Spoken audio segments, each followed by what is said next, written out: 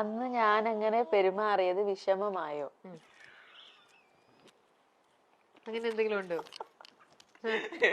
നിങ്ങൾ ഇന്ന് വന്നതാണ് ഏറ്റവും വലിയ തെറ്റ്. വെള്ളം താടാ. വെള്ളം കുടിപ്പിച്ചോ? ഓ, ഇതായിരുന്നെങ്കിൽ കൊള്ളായിരുന്നു. നീ എനിക്ക് തന്നെ ഏറ്റവും അത് അടുത്തതിനുണ്ട്, വിളവെടുപ്പുള്ള അത് അടുത്തുണ്ട്. രണ്ടും വേണം. അന്ന് ഞാൻ അങ്ങനെ പെരുമാറിയത് വിഷമമായോ? ഞാൻ അങ്ങനെ മോശമായി പെരുമാറിയിട്ടുണ്ടോ എന്ന് എനിക്ക് തോന്നില്ല. ഇനി അങ്ങനെ എപ്പോഴെങ്കിലും ഞാൻ പെരുമാറിയിട്ടുണ്ടെങ്കിൽ ഞാൻ അതിന് പരസ്യമായിട്ട് ക്ഷമ ചോദിക്കും. അങ്ങനെ ക്ഷമയൊന്നുമല്ല, നിങ്ങൾ തമ്മിലുള്ള ഒരു കോൺവെർസേഷൻ അതേ ഉദ്ദേശിച്ചുള്ളൂ. ഇല്ല, ഞാൻ കാര്യകാരണങ്ങളില്ലാതെ ഒരാളെ വിഷമിക്കാൻ ശ്രമിക്കത്തില്ല. എന്തെങ്കിലും കാര്യങ്ങളുണ്ടെങ്കിൽ ഞാൻ അത് ഓപ്പൺ ആയിട്ട് പറയും. ഞാൻ അങ്ങനത്തെ ആളാണ്. ഞാൻ ഒളിച്ചു വെച്ച് പെരുമാറാറില്ല. ഓക്കെ, അതിപ്പോ തന്നെ നമുക്ക് ആ റൗണ്ടിൽ നിന്ന് അറിയാം. വളരെ ജെനുവൻ ആയിട്ട്, വളരെ ഇതായിട്ടാണ് എല്ലാം. ഓക്കെ, ഇനി അടുത്തത് വികാസിന്റെ അടുത്തത്. ഷെറിൻ എന്നെ രണ്ടാമത്തെ പറഞ്ഞു. നീ എനിക്ക് തന്ന ഏറ്റവും വിലപിടിപ്പുള്ള സമ്മാനം അത് എന്ന് വെച്ചാൽ ഞാൻ വലിയ പ്രഷ്യസ് ആയിട്ടുള്ള ഗിഫ്റ്റ് എന്താണ്? ആ ഗിഫ്റ്റിനെ നിങ്ങൾ എനിക്ക് തന്നു, നീ എനിക്ക് തന്നു.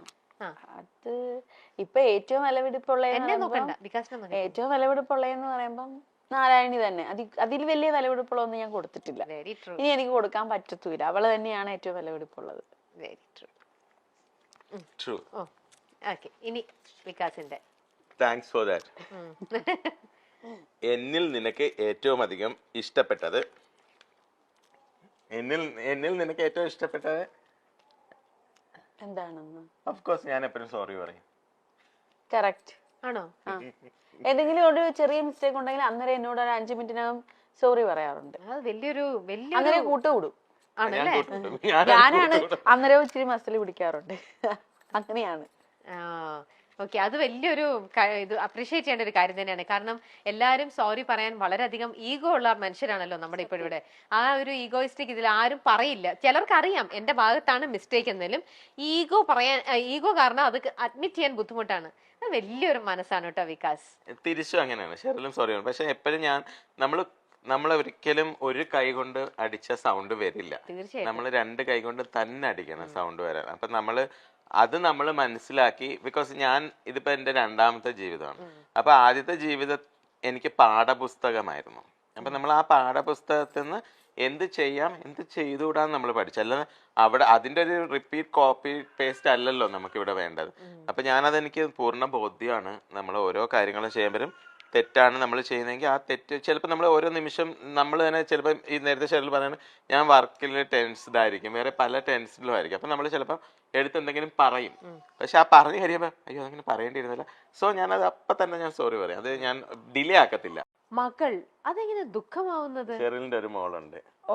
പക്ഷെ അവളെ ഓർത്തിട്ട് അങ്ങനെയുള്ളൊരു വിഷമം എനിക്കില്ല. കാരണം അവളെ ഏറ്റവും സേഫ് ആയിട്ടുള്ള ഒരു ഹാൻഡിലാണ് ഞാൻ ഏൽപ്പിച്ചിരിക്കുന്നത്. എൻ്റെ അച്ഛനും അമ്മയുടെയും എൻ്റെ അടുത്ത് നിൽക്കുന്നതിനേക്കാളും കൂടുതൽ ഹാപ്പിയും സന്തോഷമാണ് എൻ്റെ മോക്ക് അവിടെ.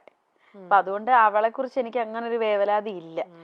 കാരണം ഞാൻ എപ്പോഴും അവിടെയും ഇവിടെയും ആയിട്ടാണ് സ്പെൻഡ് ചെയ്തുകൊണ്ടിരിക്കുന്നത്. ഞാൻ ഒരിക്കലും ഇവിടെ ആയിട്ട് ഒതുങ്ങുമായിരുന്നെങ്കിൽ എനിക്ക് അവിടെ വിഷമമാണ്. കാരണം ഞാൻ ഇപ്പൊ അവൾ എൻ്റെ കൂടെ ഉണ്ടായിരുന്നു, ഞാൻ കൊണ്ടാക്കി, ഇപ്പൊ എക്സാം നടക്കുന്നു, പിന്നെ നെക്സ്റ്റ് ഇനിയിപ്പോ ഒരു 3 മന്ത് കഴിയുമ്പോൾ ഞാൻ വീണ്ടും പോകും. അപ്പൊ അവളുടെ കൂടെ കുറച്ച് ദിവസം വെക്കേഷൻ ആകുമ്പോ ഇങ്ങോട്ട്. അതുകൊണ്ട് എനിക്ക് അങ്ങനെ ഒരു ഇൻസിഡന്റ് ഇല്ല. അതുകൊണ്ട് ഇപ്പൊ അങ്ങനെ ഒരു വിഷമമില്ല. വികാസ് സ്വന്തം മോളെ പോലെ തന്നെ അവളെയും കാണും. എന്താ മോളുടെ പേര്? മോളെ പേര് വൈഗ. എത്രയായി? മോളെ ഇപ്പൊ 5ൽ പഠിക്കുന്നു. ഓക്കെ, അപ്പൊ മോള് അവിടെ കൊല്ലത്താണോ? അല്ലല്ല, ഒമാനില. അതുകൊണ്ടാണ് ഞാൻ ഈ ഇടയ്ക്കിടയ്ക്ക് പോവുകയും വരികയും ചെയ്യുന്നത്. ഞങ്ങൾക്ക് അവിടെ ചെറിയ ബിസിനസ് ഒക്കെ ഉണ്ട്. അപ്പം ഞാനും അവിടെ ആയിരുന്നു.